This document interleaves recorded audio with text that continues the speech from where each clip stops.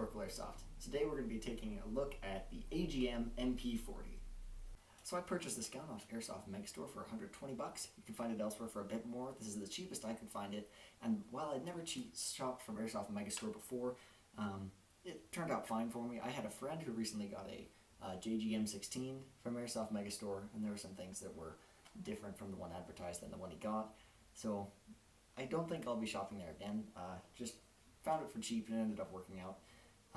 So yeah, you might have seen on the channel already, I did 2 makeover videos on making this thing look a little bit better, and that's the state it's in now. Should probably get in the habit of reviewing a gun before I modify it.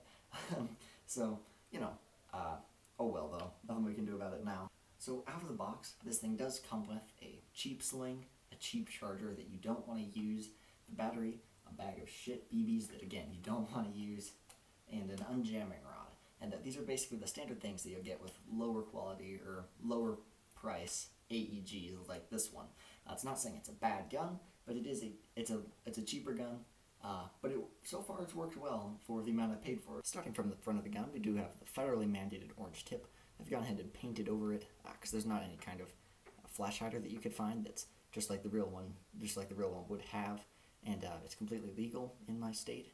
And you know, I never have it out anywhere except for my house and the field, so there's very little opportunity for any miscommunication. Of course, you have the front sight post, the nice little hoop cover on it, whatever you want to call that. I'm not entirely sure what it's called. You have this barrel lug right here, which can unscrew just for no real reason, mainly just to make ease of manufacturing easier. You have a sling attachment point on this side. On the other side again, you move here and you have the bolt cover right there. And major complaint about this, unlike most airsoft guns, there's no spring in here. So to access your hop up, when you pull that back, it stays there. It's no major problem, just a little annoyance. They've packed a lot into this gun, and of course this is an old design, and they've done a really good job, in my opinion, of being able to, you know, keep the battery where it goes, which I'll show later, and some other stuff. So it's not that big of a complaint. Also, you have on this side there's no button. The button for the folding stock is on the other side.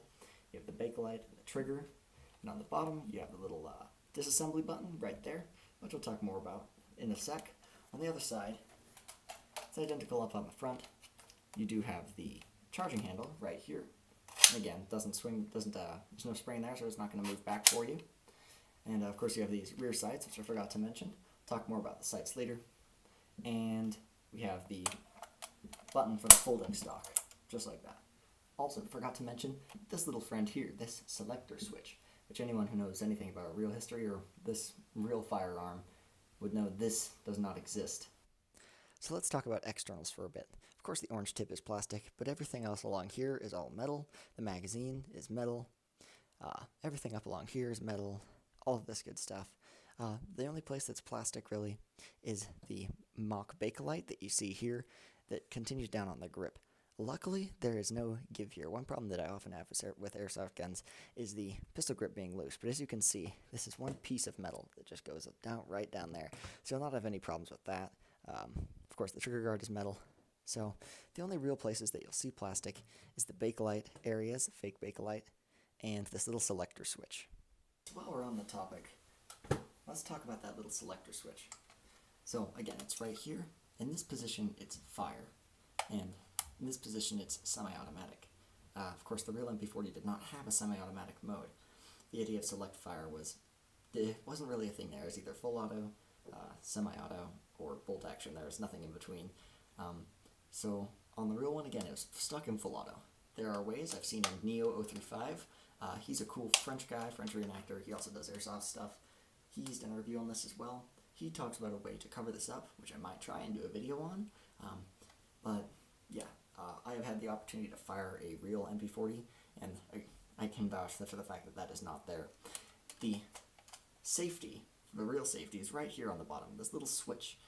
In this position it's fire, and if you were to switch it forward it would be safe. The trigger still pulls. I don't have a battery in here on safe or fire, but it just disconnects the actual electricity, so it can't complete the circuit and it doesn't fire.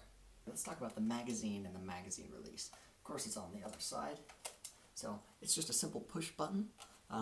Nothing too simple, nothing too special. There you go. So, you have it and you pull them right out. These mags are probably one of my biggest complaints about the gun. So these are 50 round magazines, and if when you're playing airsoft, 50 rounds of magazine just won't do. The only way that this is made up for is if you have like 6 of them. So I got these from Epic Militaria. I'll talk about these later in another video, but great stuff for the German impressions, German uniforms, airsoft or reenacting. So 50 rounds a piece in these mags, and when you're playing, you really do feel that. Those go away quick. Really makes you stop and consider what every round is worth. It's a kind of down-to-earth experience almost, because usually with airsoft you're loaded with a high cap or a couple mid caps, and you've got way more ammo than any real-life soldier could carry. Of course, the trajectory and all this stuff with airsoft is a lot different, so the chances of hitting a target are way lower. But still, it's an interesting experience to have a lot of limited ammunition. So again, these mags, they are okay. They feel a bit cheap. You can get 120 round ones. They would often come in a 5-pack that you could get that I saw for about $50, but all out of stock everywhere I look. Weird crevices, corners of the internet, where you probably shouldn't be buying stuff, but very unlikely you'll find these. Magazine, well, it's nothing special. Mags are nothing too special. So one thing you do have to keep in mind, you have these little dots right there, and you have the feeding lip, which fits into the back of the gun. So you want to make sure that these are pointing forward. I've heard that if you put it in backwards, then a piece of the magazine will get stuck and you won't be able to get it out. So that destroys your magazine and potentially your gun, depending on whether or not you can pry that out with a knife or whatever. So you always want to make sure that those dots are pointing forward on this gun. So another thing that could be a problem, which I've seen on the AGM STG-44, is on the other side, the mag release, it sticks out. It doesn't do it quite far enough, but it might be possible that if it was a little bit thinner, for that to get stuck if it was pushed too far one way, which can happen on the AGM STG-44. Alright, let's talk a little bit about the folding stock. So it has quite a bit of wobble to it. You'll see on reviews on eBike and Airsoft Megastore, just in the review section on the actual page, it says, oh, it wobbles, but the real one wobbled too. Yes, but it didn't wobble this much. And again, it's nothing, it still feels good. It feels stable. It's not going to break on you, but it didn't wobble this much. And I don't think that there's any real way that they could stop it from wobbling this much without making it too tight. So of course, to fold it in, that just snaps back. There's no button you press here. Then you hit this big one right there. It's not very hard to push, and it just swings on under and is out of the way just like that. I'm a huge fan of it. Feels really good. So, and when it's there, it doesn't feel like it's going to move. I found myself playing often with it like this in tight situations and stuff. So again, good job on that part for AGM, but again, it's nothing special, but it does the job. I mentioned this earlier, you do get 2 sling mounts here and here. So again, good luck getting anything through there besides an actual reproduction or original MP40 sling, because it's pretty thin and it's a little bit thick right there. So, but you do have them and they are historically accurate, so I'm a fan of it. Next thing is the sights. Of course, this is an airsoft gun. The best strategy is to just watch where your BBs go instead of actually using the sights. That's probably one of the problems that most new players run into when they just get into airsoft, is they're trying to use it as a real gun would be used. Whether, they've had experience on a shooting range or even in games, you point the iron sights and that's where it goes. Airsoft's a bit different. So the rear sight, you do get these. You have adjustable for long range and short range. They do not change very easily. It's nice that they have them on there. I'm not going to even bother doing it. It's very tight. But again, it's airsoft. You aren't going to need to adjust for windage or elevation or anything like that. And then you have the front sight post, which I'm a big fan of. And you do get a pretty nice sight picture. Let's see if I can. There we go. Kind of. Yeah. You do get a nice sight picture. I like it a lot. It's like the real one was. But again, iron sights are any sights really, unless you're using a sniper or longer range weapon, don't do all that much. Alright, let's talk about the battery storage. This is kind of unorthodox, but hey, it works, and they needed a place for battery in this little gun. So this is right where on the real one there would be the disassembly pin, and they've utilized that amazingly. So again, you just pull it out and twist it a little bit, comes out a bit, you can see that, and then the upper and lower receivers completely separate, exposing the gearbox. And then the upper piece is your barrel, hop up, all of that's good stuff right in there. So one thing I forgot to mention, this is just a standard version 2 gearbox. If you want to upgrade it, you totally could. And your motor, unlike most guns, is not in the grip. You can see it's just seated right there. So they fit everything inside this lower piece, which we're going to talk about right now. So there's enough space for the battery that this one comes with, but not much else. Again, this is a 8.4 volt NiCad. This is the only gun I'd use a NiCad in. Usually it's better to use LiPos, either 7.4 or 11.1, and connects just like that, and then it closes up nice. There's not much room for anything else. This is roughly, I want to say 4 inches long to maybe 1 inch wide, so it's not a big battery, so you don't have a lot of space in there. So one thing that I was impressed by when I first took this apart is you can see this whole thing is made of the Bakelite, fake Bakelite material, this strong polymer. So there's no, like the real one, it was metal there, and then they just had it over it for heat reduction and things like that. But this one, this is all one big plastic piece with the metal that attaches here and then comes back around to this right here. But it holds up well. There's a little bit of wobble between the top and the bottom, which is to be expected. It's impossible to eliminate things like that in a gun that's to be disassembled like this. But for what it is, they've done a good job. So I have no major complaints about it. It's nice to know that you could easily get in here and upgrade stuff if you wanted to. And then to put it back together, you have to make sure that this wire's tucked out of the way. You stick it on here and slide it on down. And this little pin right here goes into a little hole. Hard to do this on camera. And then put it back together, twist the pin, falls right back in place, and your gun is in one piece again. Usually when I play Airsoft, I would use a minimum of 0.25 gram BBs, but when I use this for the first time, which is the only time I've used it so far, I was only using 0.2s, because again, I haven't had a chance to get this chrono out, so I'm not sure exactly what it's shooting, because it's inconsistent.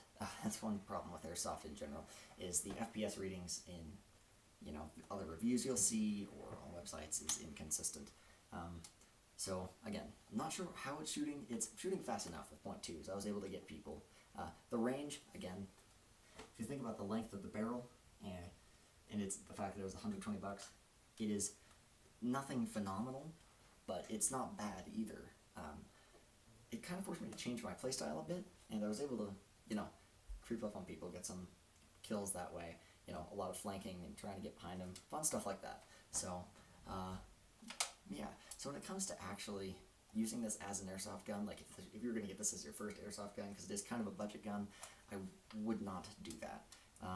Because it's not super accurate or super great at medium to long ranges, it's probably not great for a brand new beginner. I would highly recommend, if you're on a budget, to go out and get a SEMA AK, one of the 74s or 47s, for about 130, 150-ish bucks. They'll definitely get a better deal than something like this, which again, for the historical look, it's perfect, but in terms of effectiveness at longer ranges, isn't great at all.